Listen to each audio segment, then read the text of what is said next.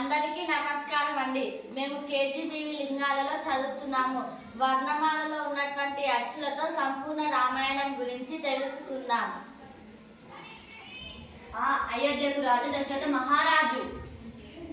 ఆయనకు ముగ్గురు భార్యలు కౌసల్య, సుమిత్ర, కైకేయి. ఈ ఇలలో వెలిసినది శ్రీరామచంద్రుడు. ఈయనకు ముగ్గురు తమ్ముళ్ళు లక్ష్మణుడు, భరతుడు, శత్రుఘ్నుడు. ఉత్తమ ఇల్లాలు సీతాదేవి. ఊర్మిళ లక్ష్మణుడి యొక్క భార్య, సీతాదేవి చెల్లి. ఋషుడు, విశ్వామిత్రుడు, వశిష్ఠుడు.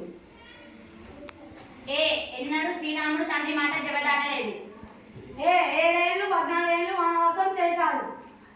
అయోధ్య మధ్యంలో వనరులతో మైత్రి చేశాడు. ఒక్క బాణంతో వారిని సంహరించాడు. ఓ